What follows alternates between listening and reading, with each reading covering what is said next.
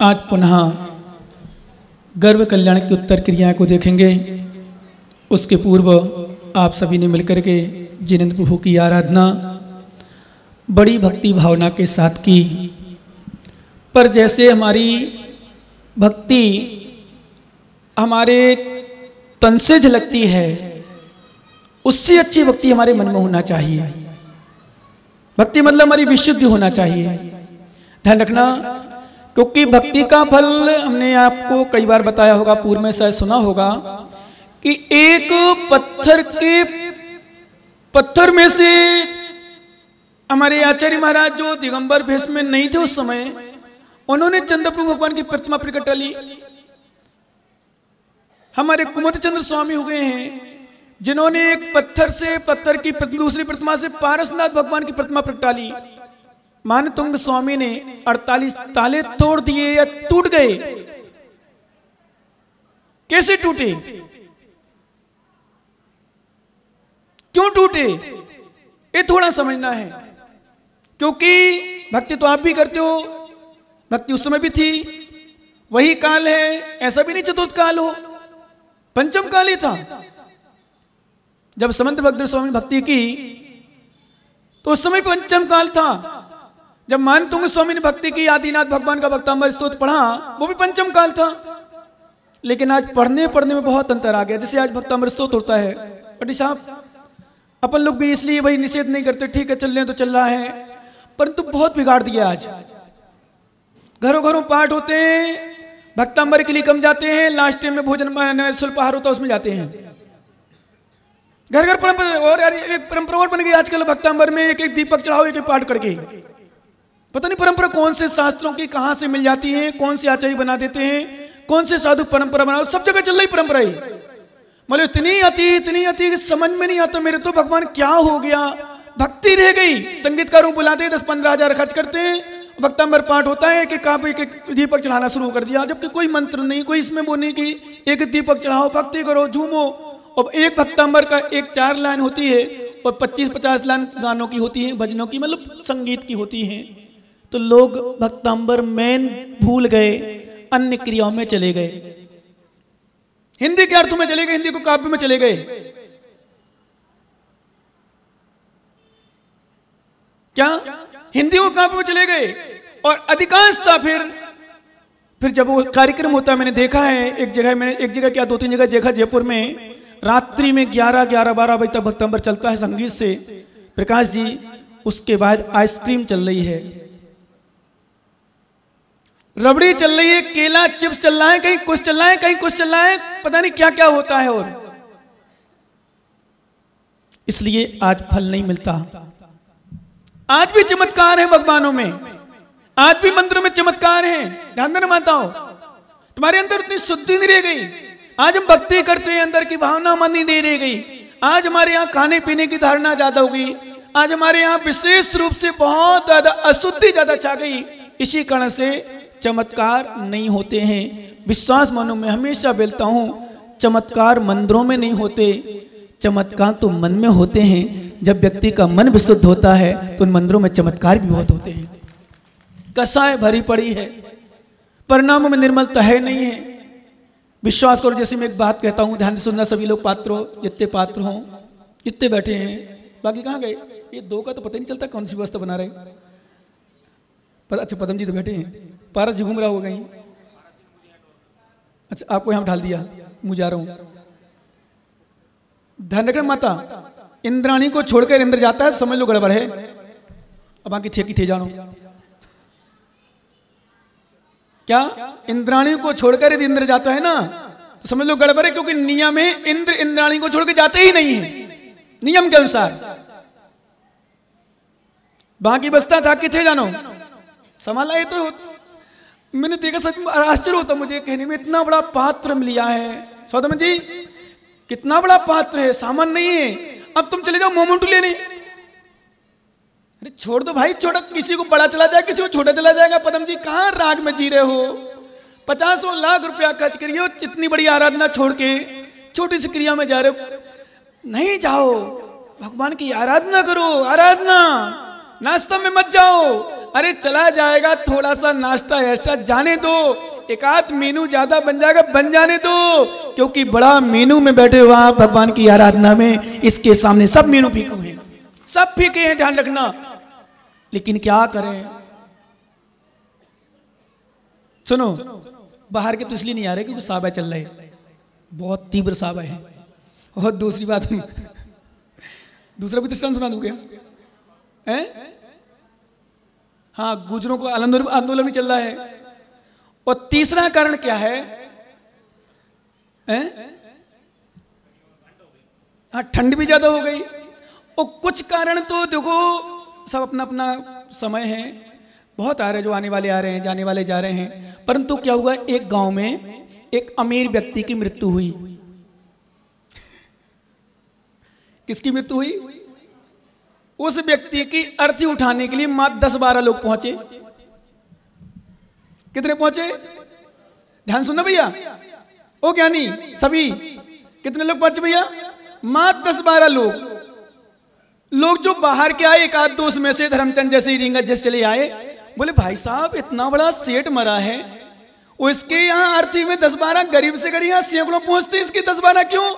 बोले भाई साहब धर्मचंद जी, तुम रिंगस के हो, तुम्हें पता ही नहीं है। बोले इस गांव का ये सेठ तो है, जितने लोग कभी मरे वो किसी के मरे में नहीं गया।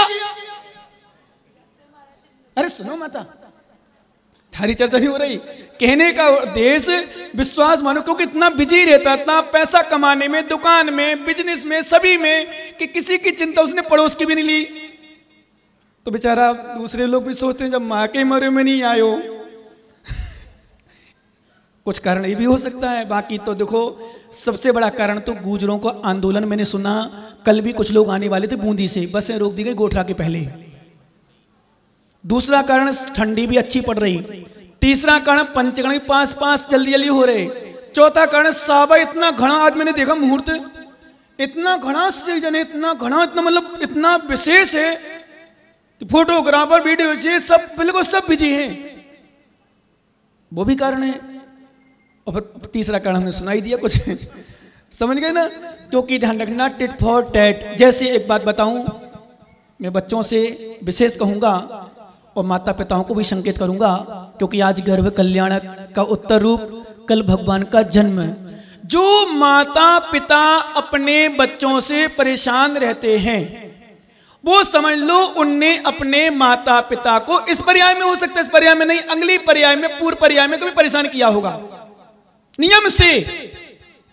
ध्यान रखना। इसलिए जब माता पिता आंखों में आंसू बहाते हैं या रोते हैं या दुखी होते हैं, तो मैं अंदर से उपदेश देता हूं, संबोधन करता हूं, परंतु अंदर का उपदेश यही जाता है कि हमने पूर्व भाव में अथवा इसी पर्याय में अपने माता पिता के साथ बुरा काम किया होगा, इसलिए मेरे बच्चे परेशान करते हैं। और जो बच्चे परेशान करते हैं, जो बहुएं ध्यान रखना, जो परेशान करती हैं, वो चिंतन करना कि मैं अपने माता पिता को परेशान करूंगा, बहुओं ध्यान रखना, तो कभी तुम भी सास बनोगे, तुम्हारे बच्चे तुम्हारे परेशान करेंगे, तो तुम भी आंखों में आंसू बहाओगे, तो अपने माता पिता को याद करोगे।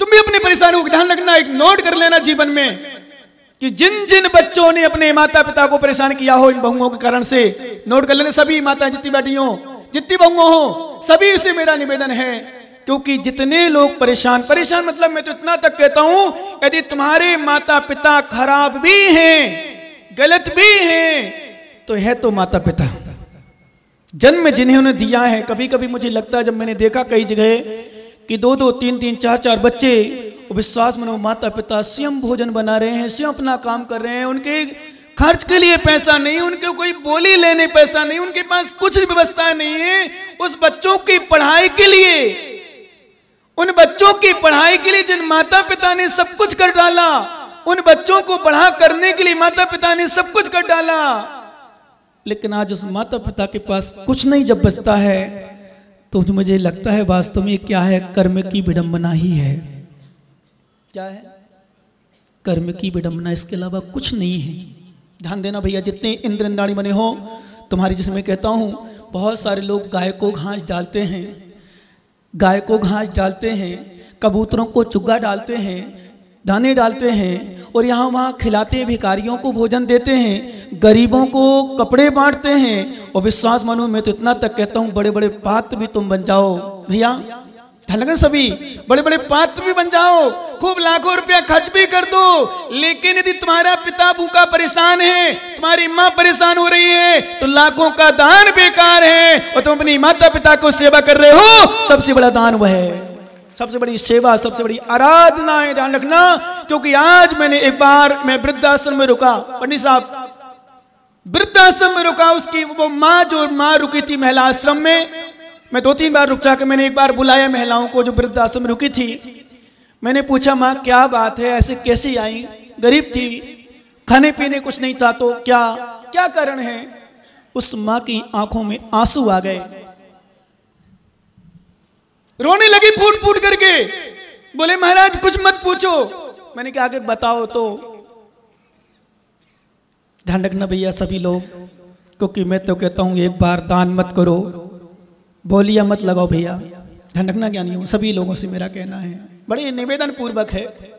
बाकी तो आपकी स्थिति, वो आपकी स्थिति, अपनी अपनी कर्म की विडंबना सब भोगते हैं, कोई किसी को दोष भी नहीं दे सकते हम, क्योंकि स्वयं कर्म का फल स्वयं भोगते हैं। स्वयं कृतम कर्मेदात्मना पुरा फलम तदीयम लभते शुभाशुभम पनेण दत्तम यदि लभ्यते स्फुटम स्वयं कृतम कर्म निरर्थकम तदा। आचार्य भगवान अमित गति स्वामी ने सामायिक पाठ में बहुत सुंदर सूत्र दिया है कि जो हम कर्म करते हैं उसका फल हमें मिलता है, दूसरे का कर्म हमें दूसरे को नहीं मिलता। दूसरे का कर्म दूसरे को मिलने लग जाए तो हमारा किया गया कर्म व्यर्थ निरर्थक हो जाएगा। इसलिए हम दोष नहीं देते, लेकिन संबोधन यही करते हैं कि भैया हम तुम्हारे साथ गलत करेंगे तो हमारे साथ गलत होगा, हमारे साथ कोई गलत करेगा उसके साथ गलत होगा, हम दूसरों का गलत करेंगे उसके साथ गलत होगा। नियम है।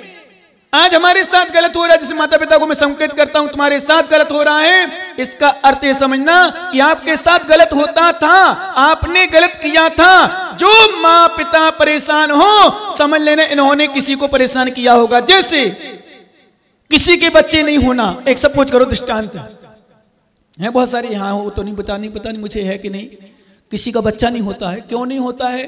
कभी ना कभी बच्चों को गिराया होगा, कभी ना कभी बच्चों को मारा होगा, किसी ना किसी बच्चों को मारा होगा, किसी इंसान की नहीं, किसी पशु पक्षियों के बच्चों को मारा होगा, अंडे को फेंक दिया होगा। क्या ये हमें परेशान कर रहे हैं? इनको भी मैंने परेशान किया होगा, लोगों परेशान करना ये भी परेशान किया होगा, अपन ने हो सकता है उनको डिस्टर्ब किया होगा, डिस्टर्ब कर रहे कर्म को दे तो अपना भी आएगा, अपन ने किसी को डिस्टर्ब किया होगा, हो सकता है उसको नहीं किया हो, किसी और को किया होगा। नियम से ध्यान रखना। इसलिए कभी किसी को दोष, सबसे बड़ा जैन दर्शन एक सूत्र नोट कर लेना, दूसरों को दोष नहीं देता, इसका नाम सच्चा जैन दर्शन। ध्यान रखना। और जो दूसरों को दोष देता है वो जैन दर्शन नहीं, वो ज्ञानी नहीं। जो स्वयं को दोष देता है, मेरे कर्म का फल भले कुछ भी हो जाए, तुम्हारे रहते हुए, तुम्हारे बेटों के रहते हुए ही तुम्हें परेशानी आए तो समझ लेना मेरा किया गया कर्म का उदय है। विश्वास करो। वो माँ आंखों में आंसू बहाने लगी। ऊपर की आवाज कम क्यों कर दी भाई, थोड़ी सी बढ़ा दो। क्या? वो माँ आंखों में आंसू बहाने लगी। मैंने पूछा क्या बात है माँ, क्यों वृद्धाश्रम में आई हो? बोले महाराज मेरे बेटों के पास कोई कमी नहीं है। ध्यान रखना भैया प्रथम जी, मेरे बेटों के पास कोई कमी नहीं है। क्या कमी है? खूब था, खूब है, लेकिन जब से घर बहू आई, मैंने तो उम्मीद लगा के बैठी थी, मैं सोच के बैठी थी, उम्मीद से बैठी थी कि मेरे घर में बहू आएगी तो मुझे चैन से आराम से मिलेगा, मेरे घर में बहू आएगी तो मुझे खाना नहीं बनाना पड़ेगा, मुझे झाड़ू नहीं लगाना पड़ेगी, मुझे ऐसा नहीं करना पड़ेगा। पता नहीं कितनी कितनी सोच के बैठी थी। पर महाराज जब से बहू घर में आई तो रोज कोई ना कोई चिक चिक चक करके बातें होने लगी। और कुछ समय बाद, ध्यान सुनना ज्ञानियों, हर बच्चों की हर माँ भी, मैंने बूंदी में सुनाया था, भरी सभा में पूरा पांडाल खचा खच था। और सच बताऊं सबकी आंखों में आंसू थे ही तो मेरी आंखों में आंसू थे, मान के चलो बस। जब उन्हें वो दृष्टांत सुनाया था कि जिसने तुम्हारे लिए सब कुछ किया, आंखें देकर अंधी हो गई, तुम्हें आंखें दी, भोजन देकर स्वयं भूखी रह गई, तुम्हें भोजन दिया,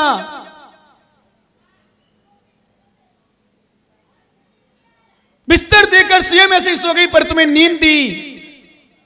वो आज उसके साथ हम क्या करते हैं, क्या करते हैं, सोचना जरा। वो क्या होता है सच में आज, क्योंकि सबसे बड़ी समस्या ये है स्वार्थपना बहुत आ गया है।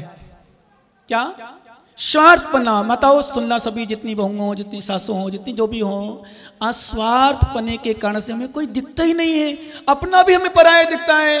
और जब तक हमारे पास कुछ नहीं होता तो हम दूसरों को पूछते हैं, जब हमारे पास सब कुछ तो हम दूसरों को नहीं पूछते। समस्या भी है, जब हमारे पास सब कुछ होता है तो दूसरे हमसे जब पूछते हैं तो हम कुछ बात नहीं करते ढंग से, जब हमारे पास कुछ नहीं होता हम दूसरों के पास जाते हैं। जैसे हमने कहा ना, तुम्हारे पास तुम दूसरों को पूछोगे दूसरा तुम्हें पूछेगा, तुम दूसरों को नहीं पूछोगे, स्वाभाविक है। टिट फॉर टैट की स्थिति बन गई आज। पंचम काल विशेषता है, तुम दूसरों की साधाई में जाओ, दूसरों के कार्यक्रम में जाओ, नगर बोर्ड वाले शिक्षा ले लेना, दूसरा कहीं भी कार्यक्रम हो जाओ, सब दुकान, कहाँ की दुकान, क्या बंद। हर कार्यक्रम में जब कोई बाहर के लोग आते, मैं पूछा भी दुकान बंद, बोले महाराज घर के काम में जब दुकान बंद हो देती है, शादी में दुकानें बंद हो जाती हैं, मरने अतिया तेरमा में बंद हो जाती हैं, ससुराल पक्ष में कोई कार्यक्रम तो दुकानें बंद हो जाती हैं, तो भगवान के कार्यक्रम में, आपके कार्यक्रम में कौन सी दुकान बंद करके आना पड़ता जाता। एक दिन साल भर में 2 दिन आओगे आप, 3 दिन आओगे, कितने दिन आओगे हमारे यहाँ, और कब कब हम कितनी बार जाते हैं, कौन सा कार्यक्रम होता है।